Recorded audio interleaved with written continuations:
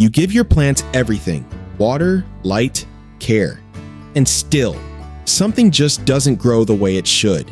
Not because you're doing anything wrong, but because what your plants need right now isn't an expensive fertilizer from the garden center. It's in your kitchen, and you throw it away every single day. Banana peels in the compost bin, coffee grounds in the trash.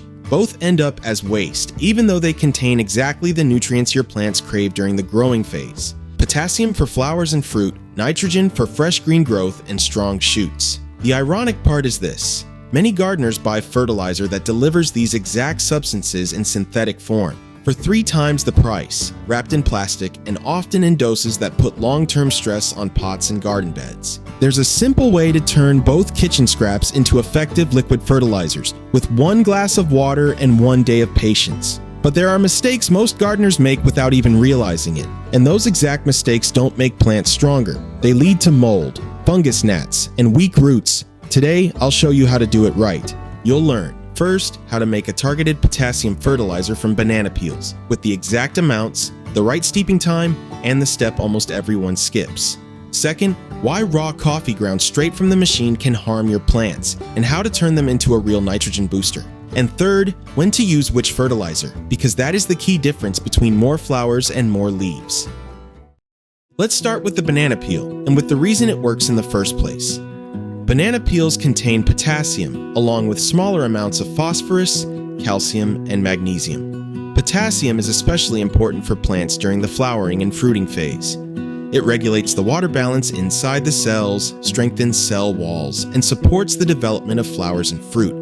Tomatoes, peppers, cucumbers, roses, balcony flowers, they all benefit from a regular, gentle supply of potassium during the growing season. But here comes the first mistake almost everyone makes: simply placing the whole peel on top of the soil. It looks natural, but it isn't a sensible way to fertilize. The peel breaks down slowly, attracts animals, starts to mold, and the nutrients never reach the root zone evenly. What you want instead, a clear solution that is carried directly to where the plant can absorb it. The preparation is easier than you think. Cut the peels from 1 to 2 bananas into very small pieces. The smaller the pieces, the larger the surface area, and the faster the water-soluble minerals move into the water. Put the pieces into a clean glass jar and add 500 milliliters of stale tap water or rainwater, no boiling water. Cover the jar loosely, place it in a shady spot, and let the mixture steep for 12 to 24 hours. After that time, the water will have turned a light brown to golden color. That's your sign that the nutrients have transferred. Now comes the step most people skip, and it is crucial. Strain the liquid through a coffee filter or a fine cloth. Remove all solid pieces completely. Organic particles on the soil surface mold, smell, and attract flies. The clear liquid, on the other hand, penetrates directly into the root zone without leaving residue behind. Before watering, gently loosen the top layer of soil around the plant with a wooden stick, only 1 to 2 centimeters deep. This breaks up the hard crust, allows oxygen into the soil, and keeps the solution from running off to the side. Then water slowly onto the soil, not onto the leaves. For small pots, a quarter glass is enough. For large tomato or pepper plants, about half a glass per plant. Use this fertilizer no more than once a week. It is a supplement, not a substitute for good soil and balanced fertilization. After 10 to 20 days of regular use, you'll see what potassium does at the right stage. Stronger buds, more evenly developing fruit, sturdier flowers. Not overnight, but noticeably. That was the first fertilizer. The second one is just as easy to make, but even more dangerous when used the wrong way, and almost everyone makes this mistake. Coffee grounds are popular in the gardening world, and at the same time, one of the most commonly misused home remedies of all. The problem starts with the way most people use them. Fresh from the machine, still wet, straight into the pot or onto the garden bed. It looks like natural recycling, but it's counterproductive. Wet coffee grounds compact on the soil surface, hold moisture, and form a mold-like layer within just a few days. That attracts fungus gnats, blocks gas exchange in the soil, and can irritate the roots of sensitive plants before they benefit from even a single nutrient. The most important rule first: coffee grounds must dry completely before you use them. Spread them thinly on a plate and let them dry at room temperature until they are crumbly and no longer stick together. This takes half a day to a full day, and it makes the difference between a useful nutrient and a mold problem. Coffee grounds mainly contain organic nitrogen along with smaller amounts of potassium, phosphorus, magnesium, and various trace elements. Nitrogen is the engine of leaf growth. It helps plants build fresh green growth, push out new shoots, and recover quickly after pruning. Herbs, lettuce, hydrangeas, berry bushes, and many foliage plants respond especially well to a careful dose of nitrogen. For the liquid fertilizer, add 2 level tablespoons of completely dried coffee grounds to a clean glass jar and fill it with 1 liter of room temperature water. Stir thoroughly and let the mixture rest for 24 hours. The liquid will turn slightly brownish. That's normal. What is not normal? A sour, rotten, or fermenting smell. If that happens, compost the mixture and start over. Poor starting materials produce poor results. After 24 hours, filter it, just as carefully as with the banana extract. Then, go one step further. Dilute the filtered extract with the same amount of water. 1 liter of mixture becomes 2 liters of mild, plant-friendly fertilizer.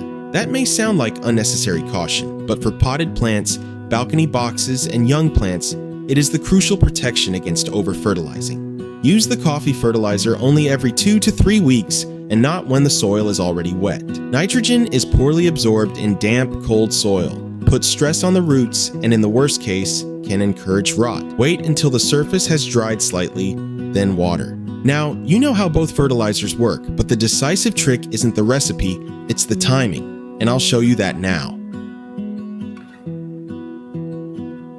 This is where the difference lies between a gardener who applies fertilizer and a gardener who understands plants. Banana peel extract is your flower and fruit booster.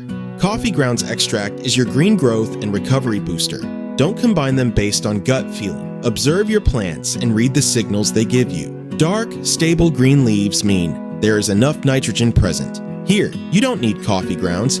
Here, you need potassium if flowers are just starting to form. Lots of buds, but weak or poorly developed fruit. That is the classic signal for a need for potassium. Yellow leaves, on the other hand, do not automatically mean a nutrient deficiency.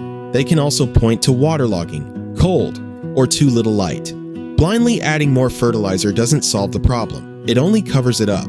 The practical rule of thumb: when your tomato plant shows its first flowers, it's time for the banana peel extract. When herbs or foliage plants need to push out new growth after cutting, it's time for the diluted coffee grounds. If the soil is still wet from the last watering, wait. Liquid fertilizer never belongs in permanently wet, heavy soil. A pro tip almost no one follows: test every new homemade fertilizer first on a single plant or only on 1/2 of a pot.